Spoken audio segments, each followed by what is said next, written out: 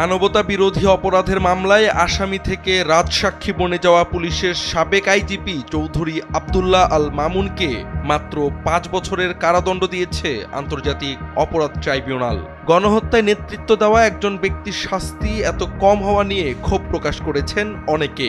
অন্যদিকে রাজসাক্ষীর শাস্তি কমে যাওয়া নিয়েও আলোচনা চলছে। সোমবার ট্রাইব্যুনাল ১-এর চেয়ারম্যান বিচারপতি গোলাম মুর্তুজা মজুমদারের নেতৃত্বাধীন ৩ সদস্যের বিচারিক প্যানেল এই রায় দেন।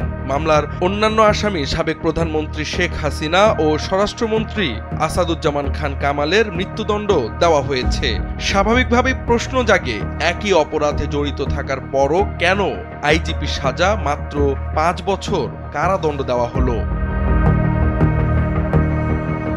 জানা যায়, সাজা কমে যাওয়ার মূল কারণ রাজসাক্ষী হওয়া এবং দোষ স্বীকার করা। রাজসাক্ষী হলেন এমন এক ব্যক্তি যিনি অপরাধের সঙ্গে জড়িত থাকা সত্ত্বেও আদালতে স্বীকারোক্তিমূলক জবানবন্দি দিয়ে অপরাধের গুরুত্বপূর্ণ তথ্য প্রকাশ করেন এবং রাষ্ট্রপক্ষের সাক্ষী হিসেবে কাজ করেন। আইজিপি মামুন গত ১০ জুলাই রাজসাক্ষী হওয়ার আবেদন জানান এবং পরে নিজের দোষ স্বীকার করে জবানবন্দি দেন।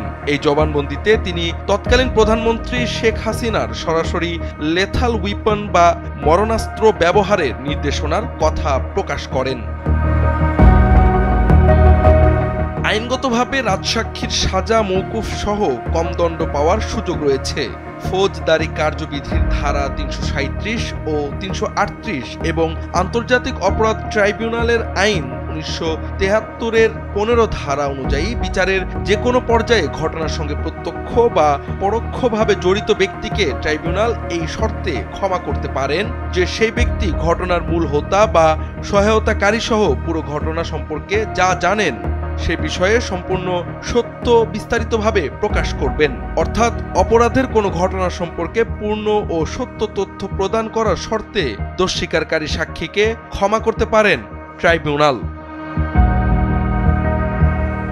বাংলাদেশের রাজসাক্ষীর নজির খুবই কম। আন্তর্জাতিক অপরাধ ট্রাইব্যুনালের ইতিহাসে এটি প্রথম ঘটনা, তবে বাংলাদেশের ইতিহাসে এটি দ্বিতীয়। বাংলাদেশে সবচেয়ে আলোচিত ও স্মরণীয় প্রথম রাজসাক্ষীর ঘটনা হলো কুখ্যাত সন্ত্রাসী এরশাদ শিকদারের দেহরক্ষী নূরে আলমের ঘটনা। তিনি আদালতে নিজের দোষ স্বীকার করে রাজসাক্ষী হন এবং এরশাদ শিকদারের বিরুদ্ধে প্রমাণস্বরূপ সাক্ষ্য দেন।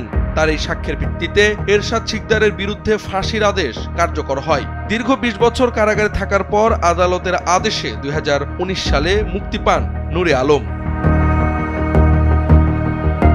২১ আগস্ট গ্রেনেড হামলার অন্যতম আসামি মুফতি আব্দুল হান্নানকেও রাজসাক্ষী হওয়ার প্রস্তাব দেওয়া হয়েছিল, কিন্তু তিনি রাজসাক্ষী হতে রাজি হননি। পরে অন্য মামলায় তাকে ফাঁসি দেওয়া হয়। আইজিপির মতো উচ্চ পর্যায়ের কোনো ব্যক্তি রাজসাক্ষী হওয়ার ঘটনা বাংলাদেশের ইতিহাসে এবারই প্রথম। এটি শুধু এক ব্যক্তির বিরুদ্ধে নয়, বরং দেশের উচ্চ স্তরের অপরাধমূলক ঘটনাগুলোর তদন্ত ও বিচারে নতুন মাত্রা যোগ করবে বলছেন বিশ্লেষকরা।